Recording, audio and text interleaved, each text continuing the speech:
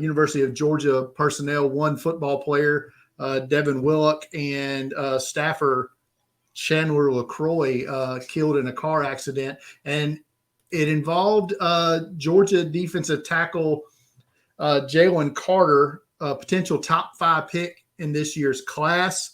I'm just going to read the facts here quickly, and then I'll read a statement from Jalen Carter, and then we'll discuss it after that. But 2 arrest warrants issued today by the Athens-Clarke County Police Department, both misdemeanors that are punishable by a $1,000 fine, community service, and up to a year in jail.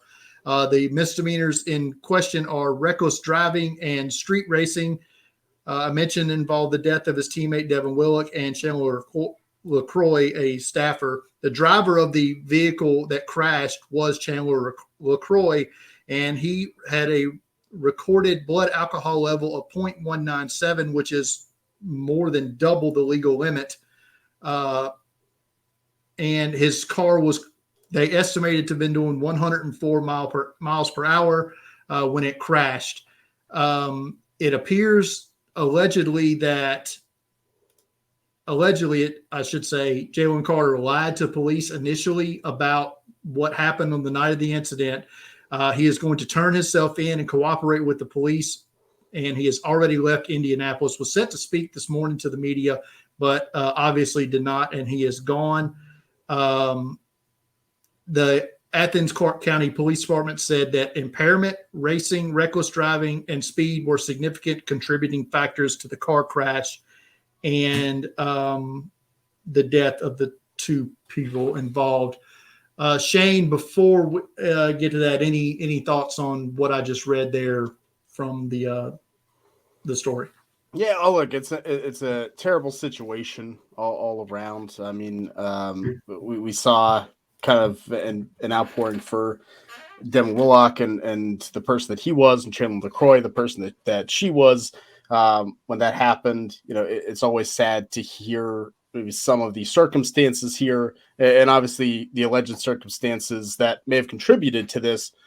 We'll see what happens. There's still a lot to kind of suss out from this situation.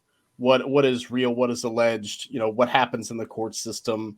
There's a lot to it. Obviously, we as draft analysts, we have to look at that impact. It's not always the nicest thing to do, and it's not always, it's kind of one of the crappy parts about this gig is you have to talk about these things in a different lens, that when people's lives were at stake and were lost in this. So, I we'll see what happens. I think at this point, I'm kind of in that wait and see mode.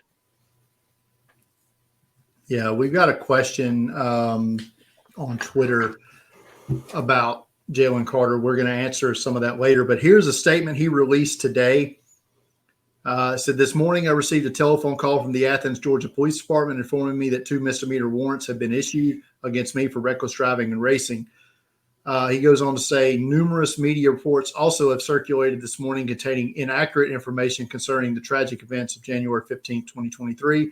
It is my intention to return to Athens to answer to the misdemeanor charges against me and to make certain that the complete and accurate truth is presented. There is no question in my mind that when all of the facts are known, that I will be fully exonerated of any criminal wrongdoing.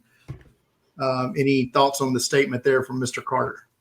I mean, it's what he has to say, and hope, I hope it's correct and true.